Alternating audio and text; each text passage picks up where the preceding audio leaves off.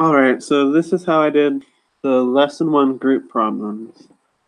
So for the first one, we had to perform the cross between the following two genotypes. So I just calculated the probability of getting that exact genotype and multiplied it through. So the first one, I got 1 out of 28. I did the same thing in part B. Part C was a little different because there was no chance of getting a recessive D since one of them was a homozygous dominant D. So that came out to be 0, and then part D was just like A and B. I calculated it through and got 1 out of 32. For part 2, I just looked for the answers in our lecture notes, and I got the first one is bivalents or tetrads. The structure that connects the centromere is to the microtubules of the meiotic spindle is called the kinetochore.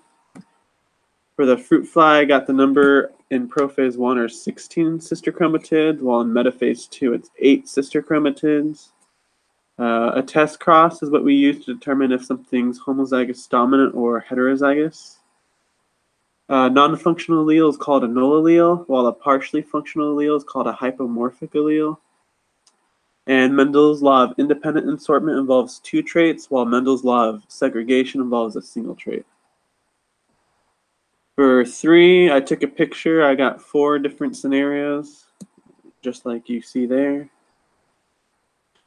And for B, I got 4 options. You can have a dominant TRY, a dominant T with a recessive R and a dominant Y, a dominant T and R with the recessive Y, or a dominant T with the recessive R and Y. C would be 6 or 12 sister chromatids, and then D is 3 chromosomes because they've already split up. A horse has 32 pairs of chromosomes. How many are present at the conclusion of meiosis 1? You have 32 chromosomes because they've separated.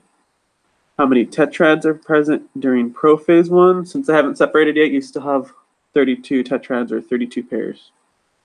How many sister chromosomes are present in a horse cell during prophase 1 of meiosis? Since all of them are present, that would be 128 sister chromatids. And then D, how many are present during metaphase 2? Since they've already split, we're down half, so that puts us at 64 sister chromatids. And then how many bivalents are present? Well, the homologs are already separated, so in anaphase 2, you'd have 0 bivalents. And then 5, it's asking us a cross between those two genotypes. So for part A, I added the probability of getting a homozygous dominant with a heterozygous for the tall or dwarf and the round or wrinkled. And then I multiplied it through for the green and terminal. And I got 9 out of 64. For part B, I just calculated the probability of getting that exact genotype, and that came out to 1 in 32.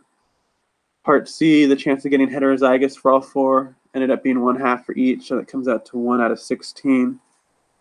And then part D was kind of like part A, except you had a 0 chance of getting a homozygous dominant for either the yellow or the axial, or homozygous,